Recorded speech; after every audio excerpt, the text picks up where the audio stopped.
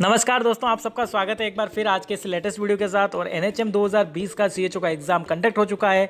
उसके रिजल्ट को लेकर के बहुत ज़्यादा कन्फ्यूजन लोगों के बीच में है। सारे स्टूडेंट्स एक के बाद एक नए वीडियो देख रहे हैं, लोगों के देख रहे हैं, कोई कितना बता रहा है, कोई कितना बता रहा है। लेकिन दोस्तों, मेरा जो अनुमान है वो एग्जिट पोल के बेस पर है, बिल्कुल सटीक और परफेक्ट जो सटीक रीज़न है वो भी मैं आपको अच्छे से एनालिसिस करके बता रहा हूँ। सबसे पहले बात करते हैं जनरल कैटेगरी की। दोस्तों, मैं आज की इस वीडियो में जनरल के बारे में ही बताऊंगा कि जनरल कैटेगरी के कोई भी कैंडिडेट है उसके कितने परसेंटेज हो जाएंगे तो उसका सिलेक्शन उसमें श्योर होगा।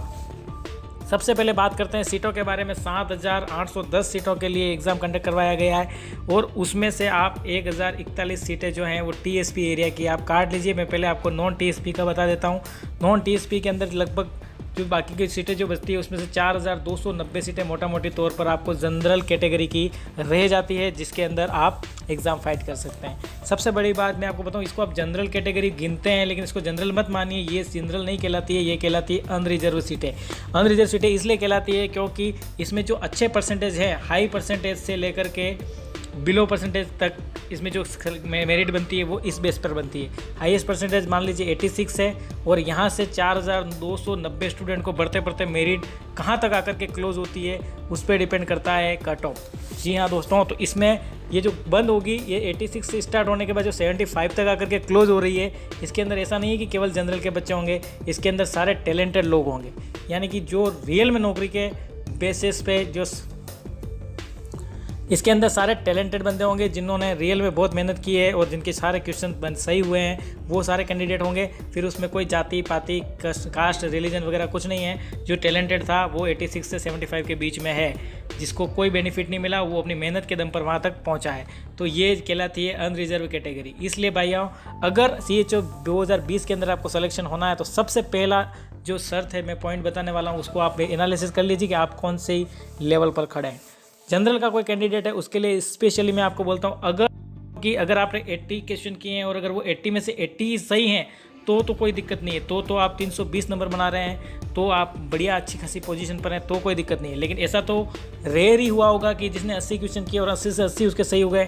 ऐसा तो हो ही नहीं सकता। 80 अगर आपने करके आए और अगर आपने उसमें 70 भी सही कर दिए तो 10 क्वेश्चन अगर आपके उसमें गलत हुए, 70 क्वेश्चन आप सही करके आए तो आपके नंबर बने 280 और 10 नंबर आपने जो गलती की उसके कट गए, 270 नंबर बने। और अगर आप 270 के अंदर भाग देंगे 4 का तो भाई साहब आपके परसेंटेज बनते हैं 67.50। 67.50% आपके बन रहे हैं जनरल में सारे काट पीट करके। तो भाई साहब आपका सिलेक्शन होने का चांस लगभग कम हो जाता है, क्योंकि ये जो कैटेगरी है अगर केवल आपके लिए ही रिजर्व होती तो आपका सिलेक्शन इसमें आराम से हो सकता था, क्योंकि कोई दिक्कत नहीं थी। आराम से तो क्या, लेकिन अगर आपके ही कास्ट का अगर कोई बंदा सारे इसके आसपास ही होते तो फिर हो सकता था। लेकिन ये अनरिजर्व कैटेगरी है, इसके अंदर जो दूसरे टैलेंटेड बच्चे हैं, चाहे फिर वो एसटी हो, एससी हो, ओबीसी हो, वो भी अच्छे परसेंटेज बना करके बैठे हुए हैं, तो वो इस सीटों के अंदर रिजर्व होंगे। अनरिजर्व सीट के अंदर सारी कैटेगरी के लड़के आएंगे। इसलिए इसकी जो मेरिट है वो 75 से लेकर के 85 के बीच में रहेगी। 85 इसका हाईएस्ट आंकड़ा है और 75 इसका क्लोजिंग आंकड़ा है।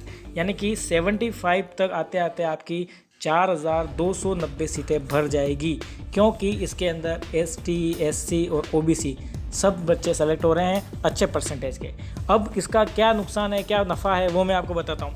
इसका नफ़ा जो है, वो जो नफ़ा जो मिलने वाला है, इसका जो बेनिफिट्स है वो एसटी, एससी और ओबीसी के जो दूसरे कैंडिडेट हैं, यानी कि एसटी, एससी और ओबीसी के कोई भी लड़का अगर अनरिजर्व कैटेगरी के अंदर अपनी जगह बना रहा है तो अपनी टैलेंट के बेस पे बना रहा है और वो अपने मेहनत के बेस पे बना रहा है। जनरल कैटेगरी की सीट जो है वो 75 से लेकर 85 इसकी मेरिट बनेगी। अब जनरल वालों का बेनिफिट किस में है वो मैं आपको बता देता हूँ। ईडब्ल्यूएस अगर सर्टिफिकेट आपने बना रखा है और जनरल कैटेगरी के आप हो तो फिर आपका सिलेक्शन हो सकता है, अगर आपके 75 से कम मार्क्स हैं तो भी। तो जनरल ईडब्ल्यूएस की जो सर्टिफिकेट है तो उसके अंदर दूसरी कैटेगरी कोई भी इसमें इंटरफेस नहीं कर सकती, इसलिए इसका जो मेरिट है वो 68 से लेकर के 74 के बीच में रहेगा। लेकिन ईडब्ल्यूएस की सीटें कितनी आ रही है भाई साहब, 10% इसमें रिजर्वेशन है। ईडब्ल्यूएस की सीटें कितनी आ रही है मैं आपको बता देता हूँ। ईडब्ल्यूएस की जो सीटें हैं 679 सीटें जो हैं वो ईडब्ल्यूएस के लिए रिजर्व है। 10% रिजर्वेशन अगर आप गिनते हैं तो 679 सीटें जो हैं, 679 कैंडिडेट ऑल ओवर राजस्थान के अंदर 679 के लड़के के 68 से 74 तक परसेंटेज हैं तो भाई साहब आपका सिलेक्शन हो सकता है। और इससे नीचे हो तो आप कंबल ओढ़ के सो जाइए, कोई दिक्कत नहीं है, आप काम कीजिए जो कर रहे थे। अब तो पहुंचाएंगे इसके लिए दूसरी कैटेगरी का भी अच्छा बिल्कुल परफेक्ट प्रेडिक्शन। चैनल को कर ले सब्सक्राइब और देखते रहें खबर। आप तक आपका दिन शुभ हो। धन्यवाद।